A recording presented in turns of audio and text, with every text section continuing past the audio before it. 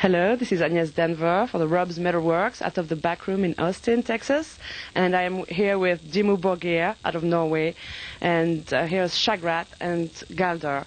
And the first time they came to the US was in 1999. And they've traveled a long way since then. And how do you feel about touring in the US right now? I think it's getting better and better every time we come over here.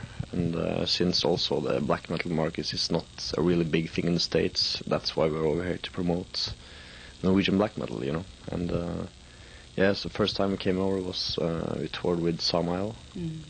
And since then we have been there done 3 tours. So the conditions and the places and the people is just getting bigger and bigger. So it's definitely a good thing. Yes, I mean you sell out everywhere. I mean right now this tour is huge. So how do you enjoy the response from the fans here in the US and in Texas especially? It's very good. I mean the crowds here you have the mosh pits and stuff going on. You know, in Europe it's a bit more mellow. So yeah, it's very good fans over here. Yes. And your new album, Cult Armageddon, has just been released here in the US, and it's already acclaimed everywhere, and it even entered the Billboard charts. So you are getting really, really big. How do you feel about that? Well, I wouldn't say we're not big yet. We're not big enough yet in the States. And as I said, that's why we're over to promote the album. And it's such a big country, you know, and I think we sell maybe around 50,000 or something on the last album, and it's pretty good, but still, I mean, it's a big country, so it's not good enough. All right, yeah. But I mean, for black metal, I mean, this is really something, and you are a majestic, melodic black metal, so you're going beyond the boundaries of really black metal, bringing it here in the US. And for this album, you even recorded with the Prague Philharmonic Orchestra, and I would like to know what was the experience like. We don't know, because we were not that part of it.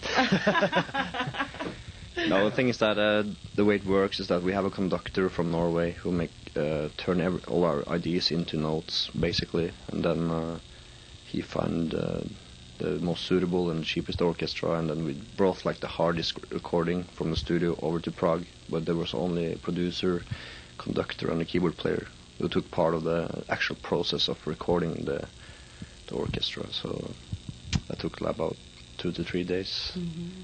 But we had to work very hard with it when they brought the whole hard disk back to the studio, because they did a lot of mistakes, and I think we worked for 2 weeks to get everything sorted right, because they did it was untuned, and we had to do a lot of time stretching and stuff, because it was difficult for them to play after blast beats and all that. So, but it turned out good in the end. So. Very majestic, and you recorded once again with producer Fredrik Nordstrom from the Fredman Studios. And did you bring something new this time to this, a new dimension to this album as compared to the previous one, Puritanical Euphoric Misanthropia?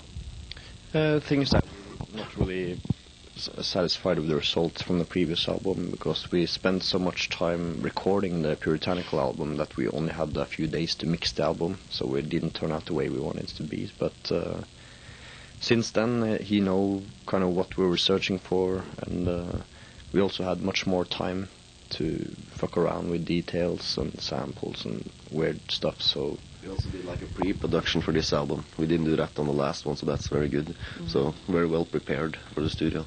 Yeah, never been that good prepared before, so that was very good, and everybody knew what we wanted to have and all that. So this album turned out much better. It's more, the sound is more representative for what kind of music we play in this new one compared to the previous one, and I think that's why we chose to use Fredrik again, because he kind of knew what we were searching for now. So it was And even though we usually talk about Dimmu Borgir as being melodic black metal, your music, and especially with this album, goes way beyond black metal. There are elements from everything, and thrash riffs are insane, and it's awesome. So it's such a diverse album. So what was your approach for this? No, that's the whole idea. That's also why we don't want to repeat ourselves too much, because if we would still continue doing the same stuff all over and all over again, then it would be way too boring to for us as musicians anyway. And if you hear, all our albums are very different from each other, and that's the way we wanted it to be.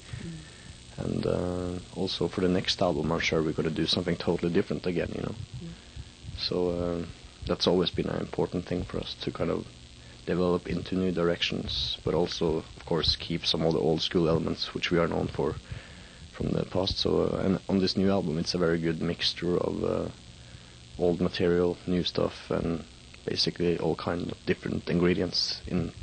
So it sounds more interesting because each song are very varied from each other. And the previous album was already a huge album, and people were wondering what we could do next, and you've brought us an even more majestic album. So what will be your approach for the next one, seeing how this one is now already a classic? We just do our thing anyway, and then it turns out the way it turns out. So so we just have to make the next album even better. Work harder. So yeah.